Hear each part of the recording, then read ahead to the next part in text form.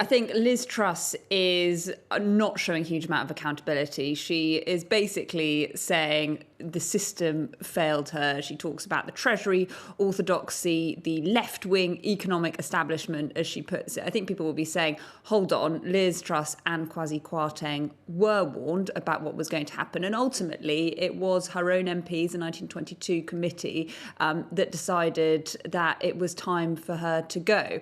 She does say that mistakes were made when it came to communications. She got things wrong on that. She does say that she takes some accountability, but I think there will be people, certainly on Twitter, who think that she needs to show more contrition after being widely blamed for badly damaging the economy, seeing the man that she beat over the summer in the hustings pulled in to clean up the mess that she made. We haven't been seeing a huge amount from Liz Truss. She's been sort of spotted around the estate, met with a flurry of excitement over the last few months. But this really for her is a kind of big political comeback moment. Her setting out her side of events, trying to reignite her political career from the wilderness.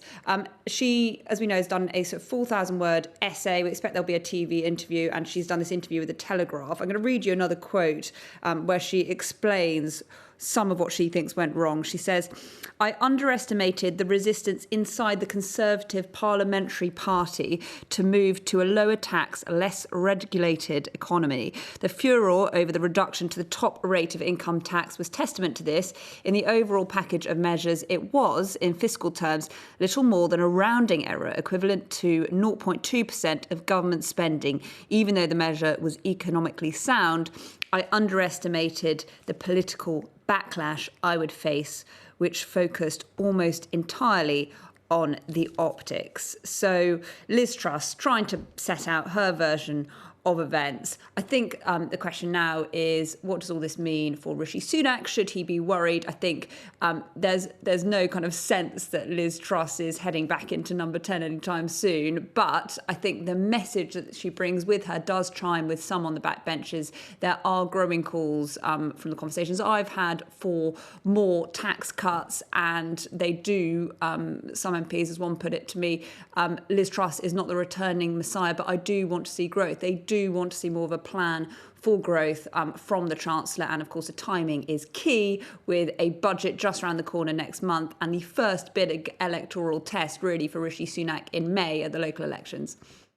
OK, Ali, let's talk about migration, immigration, refugees. What more do we know about potential plans to block a migrant's right to appeal if they are sentenced to deportation? We know that this is something the government are extremely keen to focus on, to have an impact in time for the next election. They know it's something that's cutting through on the doorstep, and they also know that what's been tried so far hasn't worked. They know that the sort of joint action plans, negotiations with the French, sending money there, hasn't brought down the numbers. The Borders Bill, which was all about penalties for people, smugglers, penalties for people crossing the Channel, doesn't seem to have had much of an impact. So what they're looking at now is effectively excluding people that cross the Channel in small boats from being able to be part of the asylum system in this country, and stopping appeals from happening either at all when they come to this country, or not until they go back either to their home country or third country, for example, Rwanda, where we know there's been a partnership. This was something that Sophie Ridge asked the business secretary about this morning, and here's what he had to say. The direction here is quite straightforward. If you come here via an illegal route, so you come here to claim asylum, and you know in the first place the way you're getting here is not legal, you haven't got an aeroplane, you haven't got a commercial service, you've just been trafficked illegally, then if you come here via that route, then you shouldn't get rights. Well, this has been met with anger from some charities. The Refugee Council calling it wrong, unworkable and costly. But the government, as I say, making this a top priority. So I expect we'll get more on this legislation over the coming weeks.